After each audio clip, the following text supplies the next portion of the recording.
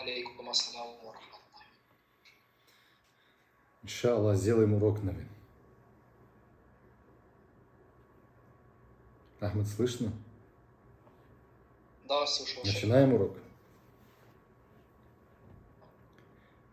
Дуа сделаем и начнем. Бисмиллах, альхамдулиллах, вассалату вассаламу аля расулиллахи, саллаллаху алейхи вассалям. Аллахумма шрах ли садри ва яссир ли амри, вахлил уqдатам мин лисани яфқаху қавли. Аллахумма аллимна ма янфауна, ванфана бима алламтана, ва зидна илма. Субханака ла илма лана илля ма алламтана, иннака антал алимул хаким. После этого мы вели урок, то есть мы рассказывали вам из книги «Недуги сердца» в Исламском университете Украины онлайн-режиме. Иншаллах, прочитает нам заключение брат наш Ахмед, заключение про роскошь. Про роскошь мы рассказывали до этого из этой книги. Заключение прочитай нам, брат, без вопросов. Вопросы тогда, когда у нас будут экзамены.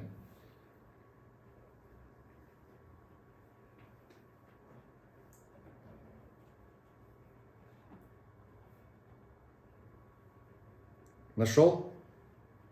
Ассаляму алейкум рахматуллахи. Алейкум салам. Я не читал вторником. Хорошо тогда. Хорошо. Я прочитаю тогда. Да. Заключение про роскошь. Жизнь, которой ведут роскошествующие люди, всего лишь украшение мира этого. Приходящее блаженство. Приходящее блаженство. Мутное наслаждение. Всевышний Аллах пожелал испытать посредством этих благ своих рабов. То есть Аллах нам даровал эти блага и испытал. И те, кто прошли правильно, они преуспели. А те, кто не прошли, они впали в забвение, беспечность. И среди его рабов мало благодарных. Среди рабов Аллаха очень мало благодарных. Как аяте в Коране сказано: «Вакалилу мин ибади шакур». И мало из рабов Аллаха благодарных. Нафтавахи сказал: если облегчен ты в одежде, благополучии, и есть у тебя пропитание благое, приятное, то не завидуй утопающим в роскоши, ибо сколько даровано им, столько и будет отобрано. То есть, сколько им даровано, столько будет отобрано. После смерти у них будет, как говорится, отобрано то, что было даровано роскошью. Человек, если роскоши, стремление к роскоши, страсть к роскоши у человека, то он каждый раз лишается своих добрых дел, как мы сказали до этого в наших лекциях. Остерегайтесь же роскоши и роскошества, которые влекут за собой скверные последствия, ибо они приводят к бедности и унижению и позорят тех, кто предается им. Привычка к роскоши порицаема для любого человека, однако ищущего знания и проповедника религии Всевышнего Аллаха это касается в первую очередь. Требующие знания, талаб аль-ильма, проповедника, их тем более это касается. Это недуг, распространяющийся среди людей, как занимающий особое положение, так и самых обыкновенных, и мало кто избежал его пагубного влияния. Лучшее во всем умеренность, то есть талаб аль-ильм, он должен быть также умерен. Допустим, некоторые любят, когда iPhone выходит последний, покупать iPhone. Для чего? Для пользы? Пожалуйста, купи его для пользы. Но однако стремиться к роскоши, это запрещено, баракаллаху фикум. Если ты пользуешься для блага самого себя, халяль зарабатываешь, допустим, для блага, допустим, ислама, мусульман, для людей ты приносишь пользу, ты полезным становишься для общества, купи, но извини, но не роскошествуй. Лучше во всем умеренность и отказ от чрезмерности в пользовании благами, которое приводит к роскошеству и высокомерию. А роскошествующий человек рискует впасть в сомнительное, потому что привыкший к благам не в состоянии вытерпеть их отсутствие и будет стремиться к их обретению и может дойти до запретного. Некоторые люди стремятся к роскоши пристрастно, тогда они начинают переходить границы, имеется в виду, делая запретное. Но и тот, кто отказывается отказывает себе во всех благах, может дойти до чрезмерности, щепетильности и строгости, которые запрещены, противоречат сунне. Послушайте внимательно опять. Но и тот, кто отказывает себе во всех благах, некоторые ходят в поглатанных вещах. Якобы они такие аскеты. Якобы они отказались от дунья, ходят пешком. Не садятся они на транспорт. Только, говорит, пешком. Отказались от дунья, говорит. Это неправильно себя так вести. Это чрезмерство. Но и тот, кто отказывает себе во всех благах, может дойти до чрезмерности, щепетильности и строгости, которые запрещены и противоречат сунне посланника, саллаллаху алейхи ва саллям. Просим Всевышнего Аллаха сделать благими наши намерения и наших потомков. Аллахума амин. И сделать наш удел достаточным, вести нас правильным путем.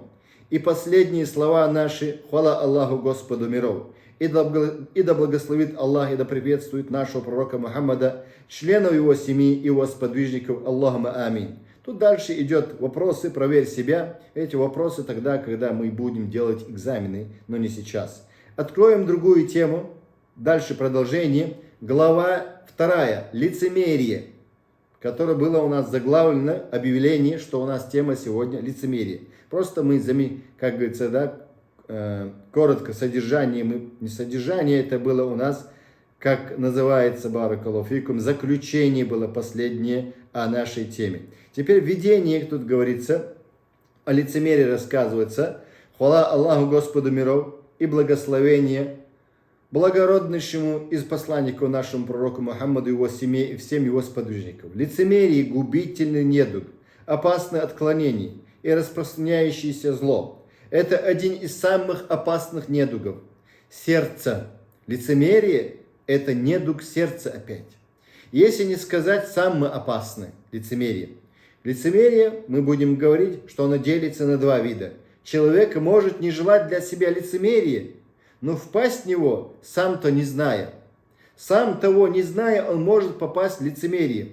Особенно это касается той разновидности лицемерия, которая называется лицемерием действия. Лицемерие действия, как, допустим, пример, если привести, человек договорился, сделал договор, и он предает этот договор.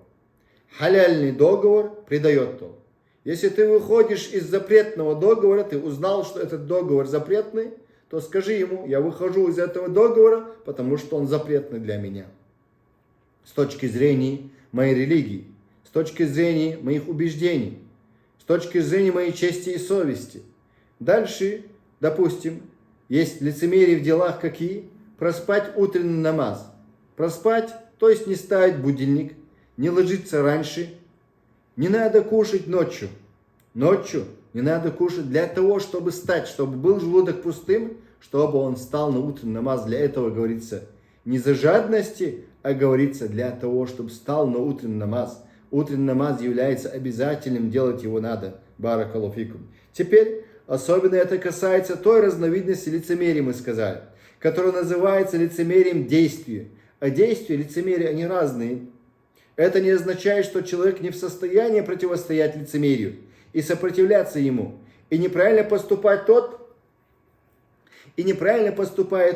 кто относится к нему пренебрежительно, не пытаясь защититься от него, потому что лицемерие лишает человека всех благих качеств, удержит его от совершения благих дел. Это лицемерие. Оно забирает у него все возвышенные ценности. Лицемерие забирает у него все возвышенные ценности, оставляет его никчемным и жалким. В сурах Корана разоблачаются лицемеры, упоминается их качество. Но лицемерие делится на два вида: большое и маленькое лицемерие. В делах лицемерие маленькое, большое лицемерие – это лицемерие сердцем, неверие, если он носит сердце, показывая ислам, но скрывает свое неверие. В этой главе мы приведем определение лицемерия, расскажем о его видах и также о признаках лицемеров и о том, как уберечься от лицемерия. И мир и благословение нашему пророку Мухаммаду, саллаллаху алейхи ва саллям. Определение теперь определяем. знакомим, что такое лицемерие. Определение лицемерия. Арабский глагол, от которого образовано это слово, указывает на прерывание и исчезновение чего-либо, а также на сокрытие в арабском значении. Но мы не только следуем, то есть прислушиваемся арабским значениям, да еще шариатское значение нужно знать. Также корень и у слова нафак имеется в виду, нифак, который означает туннель. Нафак это как туннель переводится. Проход в земле, когда бывает, в котором скрывается, прячутся. Лицемерие названо так, потому что лицемер скрывает свое неверие. Лисануль Араби книга, большая книга арабского языка. То есть это словарь большой арабского языка. У этого слова нет специального значения в шариате, а его основное значение в языке хорошо известно. Лицемерие как шариатский термин, если объяснить его, как шариатский термин, лицемерие нифак это демонстрация блага при сокрытии зла. Скрывает он зло, якобы делает он благо. Сколько таких лицемеров у нас? Валяязу билля. От Ибн Джурейджа передает такие слова. Слова лицемера противоречат его действиям. И то, что он демонстрирует, противоречит тому, что он скрывает в душе. Входы его отличаются от выходов его, а явное в нем противоречит сокрытому. Ибн Касир приводит в тафсире. Виды лицемерия. Теперь расскажем виды лицемерия. Я вам сказал покороче, большое и маленькое, да? Но сейчас будут разъяснять более подробно. Лицемерие бывает двух видов. Великое лицемерие, нифакун акбар, называется большое лицемерие, и маленькое лицемерие. Итак, нифакун асгар, маленькое лицемерие называется. Нифакун асгар, малое лицемерие. Ибн Таймия сказал, лицемерие, как и неверие, бывает разное. Поэтому часто говорят, неверие, выводящее из религии, и неверие, не выводящее из религии. Великое лицемерие и малое лицемерие называется. В Фатаве он упомянул эти слова. Итак, первое теперь, лицемерие убеждений, великое лицемерие.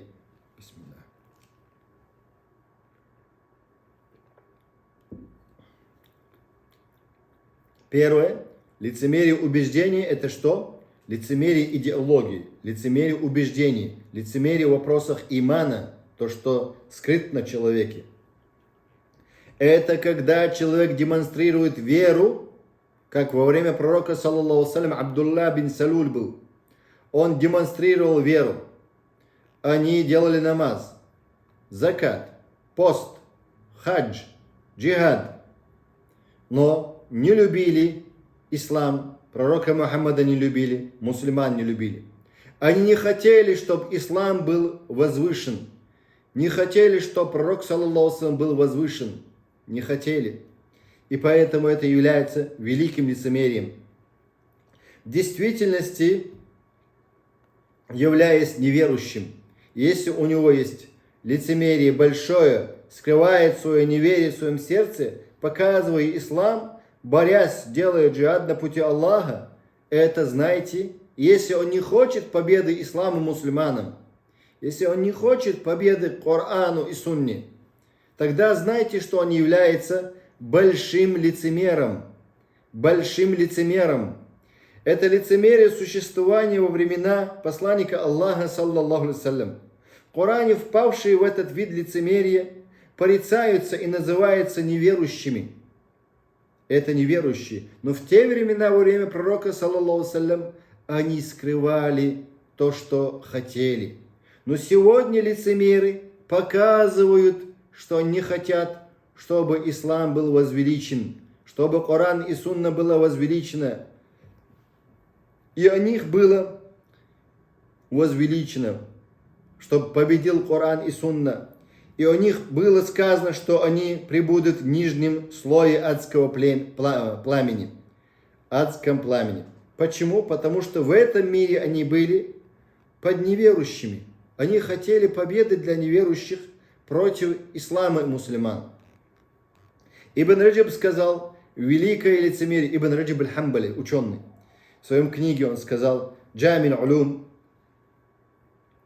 великое лицемерие – это когда человек демонстрирует веру в Аллаха, Его ангелов, Его Писание, Его посланников в последний день и при этом скрывает в душе то, что полностью или частично противоречит этому. Они не хотят победы, как мы сказали, исламу и мусульманам. Кто великим лицемерием, кто имеет? Победу в Коране и Сунне, победу исламу и мусульманам они не хотят. Что дальше?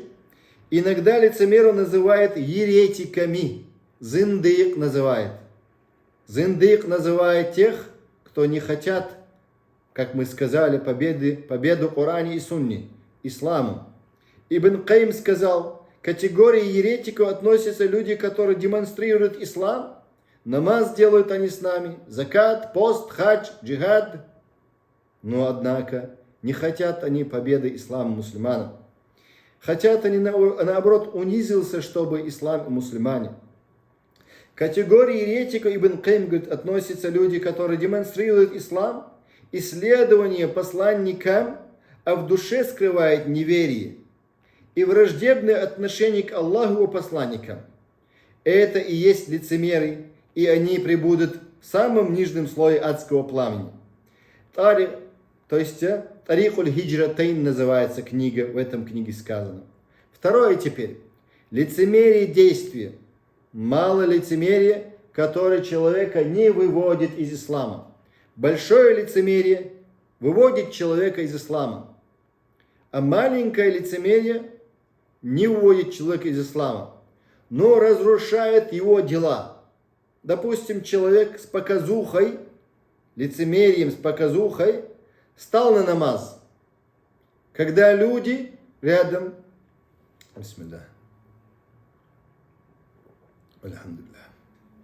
когда рядом люди, он хорошо делает намаз. Когда людей рядом нет, он плохо делает намаз. Некачественно делает он. Быстро делает он. Некачественно делает он намаз. Это является показуха человека.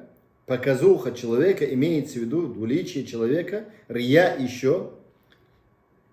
Оно разрушает само деяние, но не выводит человека из ислама. Но не принимается его дела, потому что Аллах, субхану ва та'аля, требует от него ихласа, искренности. Он должен делать дела ради Аллаха и на пути пророка Мухаммада, на пути шариата. Два условия принятия поклонения. Два условия принятия поклонения. Одно из условий – искренность должно быть. Второе – следование за пророком Мухаммадом, саллаллаху салям, имеется в виду за шариатом. Пророк Мухаммад и сподвижники. Это у нас коротко Коран и Сунна шариат называется. Пониманием сподвижников. Теперь, как вы поняли, что лицемерие, показуха, из-за этого, если человек делает намаз, или закат, если он дает, или он отпустил бороду, или одели хиджаб, и если он это делает ради людей, имеется в виду показухи, делает он мечеть, допустим, садака дает для мечети, допустим, ради показухи, то Аллах не принимает это его дело, это дело. Может быть, другое Аллах примет. Но это не принимается, маленький ширк называется. Маленькое многобожие он сделал. Или маленькое лицемерие называется. Теперь это не принялось у него. Почему? Потому что не было искренности у этого человека. Само это дело не принялось. Баракаллаху фикум. И теперь это тайный отказ от исполнения религиозных обязанностей, тут сказано. Лицемерие действий, малое лицемерие, это тайный отказ от исполнения религиозных обязанностей и исполнения их на людях. При этом человек верит в Аллаха, и у него правильные убеждения у этого человека. Он верит в Аллаха, и у него есть правильные убеждения. Ибн Раджаб аль-Хамбали говорит, мало лицемерие или лицемерие действия называется. Это когда человек демонстрирует праведность, скрывает противоположное. Допустим, мы сказали, бороду отпустил, одел тюбетейку, мечеть ходит. Ради Аллаха он должен делать. Также он не имеет права оставить эти дела ради людей. Если он это ради людей оставит, якобы скажут люди, что он показушник. Якобы он лицемер. Рия он делает. И он, если оставит, опять он попадает в лицемерие, двуличие, показуху. Делать надо ради Аллаха. Делать надо ради Аллаха. И также оставлять не надо ради людей. Опять делать баракаллаху фикум. Если нет у тебя возможности, силы, тогда у тебя, если есть рухса, оправдание, ты можешь пользоваться своим оправданием, когда у тебя есть оно. Ибн Раджаб аль-Хамбали говорит, мало лицемерия или лицемерие действий, это когда человек демонстрирует правдивость, скрывая противоположно. Джамиль Улуми приводится это в книге. Мало лицемерия или лицемерие действия может совмещаться в сердце мусульманина. Мало лицемерия или лицемерие действий называется. Мало лицемерия это рия или лицемерие действия может совмещаться в сердце мусульманина с основой веры. Основная вера остается. Оно относится к числу величайших грехов, больших грехов. Отличие от великого лицемерия. Великое лицемерие это опасное, которое вводит человека из ислама, как мы до этого сказали, которое противоречит нашей вере. Великое лицемерие не может совмещаться с верой в сердце раба Аллаха. То есть, опять повторюсь, великое лицемерие не может совмещаться с верой в сердце раба Аллаха.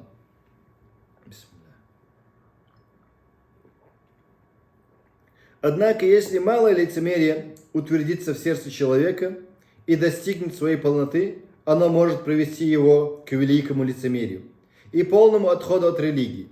Вот такая опасность. Лицемерие действия не является причиной вечного пребывания в огне. Лицемерие действия не пребывает вечно в огне.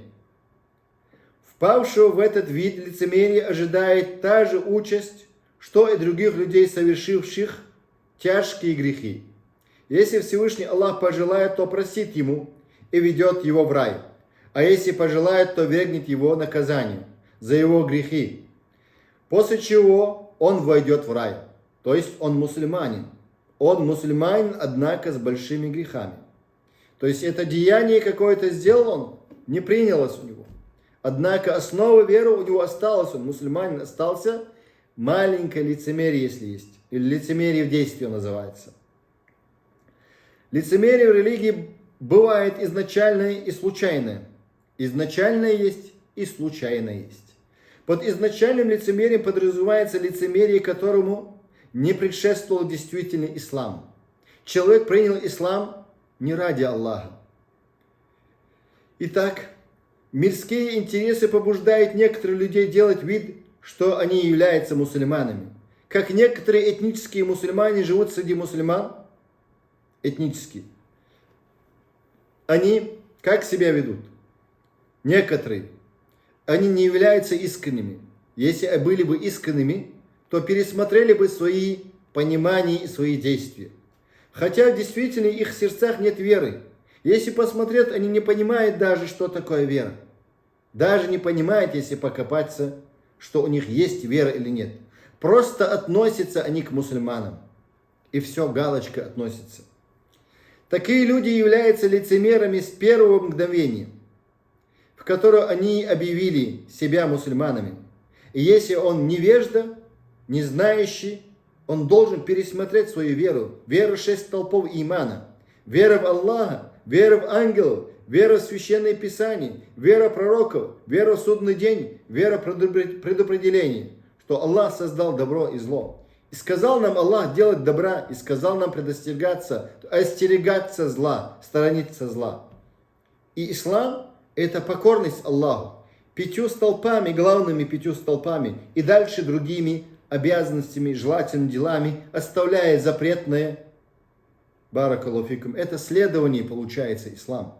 Если у него есть вера, он должен следовать за Кораном и Сунным пониманием с подвижником. Такие люди являются лицемером с первым мгновением, мы сказали, в котором они объявили себя мусульманами. относится и продолжает жить с этим лицемерием, вот они и делают беду для мусульман. Некоторые люди объявляют о своем принятии ислама вполне искренне, но потом у них появляется сомнение, и лицемерие проникает в их сердца после того, как Аллах посылает им некоторые испытания, призванные выявить степень искренности их веры. Они отрекаются от ислама в душе. Слушайте. Они отрекаются от ислама в душе. Однако продолжают делать вид, что они мусульмане. Опасаясь, что их подвергнут наказанию за вероотступничество или боясь упустить какие-то мирские выгоды, живут среди мусульман. Поэтому, которые они могут получить только если будут выдавать себя за мусульман. А иногда они просто боятся подвергнуться порицанию и лишиться своего положения в обществе. Мирские выгоды. У таких людей могут быть и иные интересы, из-за которых они продолжают демонстрировать ислам, хотя на самом деле они неверующие, вероотступники. Это лицемеры. Боязнь лицемерия. Сподвижники и их праведные последователи очень боялись лицемерия. Итак, сподвижники, хотите дальше будем читать, или тут остановимся 29 минут? Ахмад, на связи вы? Тогда остановимся, иншаллах. Если у вас есть вопросы, можете спрашивать. Боязнь лицемерия, как боялись сподвижники лицемерия, об этом, иншаллах, на следующем уроке будем рассказывать. Спрашивайте свои вопросы, если у вас есть.